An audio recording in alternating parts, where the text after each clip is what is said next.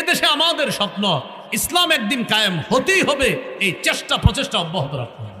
অনেকে ধৈর্য হারা হই, যেমন একটা কথা বলি, হুজুর কতই তো চেষ্টা করতেছেন, কই ইসলাম তো এখনো কায়েম করতে পারতেছেন না।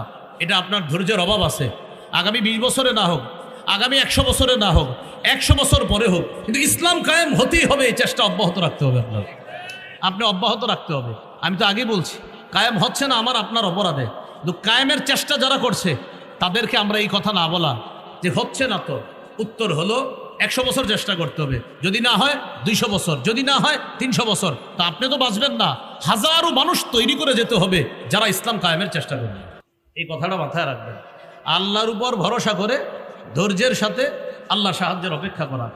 রাসূলুল্লাহ সাল্লাল্লাহু আলাইহি সাল্লাম বলেন, তোমরা জেনে রাখো আন্নান নাসরা মা'আস সাবরি, আন্নান নাসরা মা'আস সাবরি, ধৈর্যের সাথে সাহায্য আছে। কত সুন্দর দামি কথা নবী বলছে, জেনে রাখো ধৈর্যের সাথে সাহায্য আছে। এটা সব ক্ষেত্রে। আপনি পার্সোনাল কোনো বিপদে আছেন, ধৈর্যের সাথে আল্লাহর উপর ভরসা করে আপনি সাহায্য চাইতে থাকেন, অবশ্যই আল্লাহ আপনাকে সাহায্য করবে।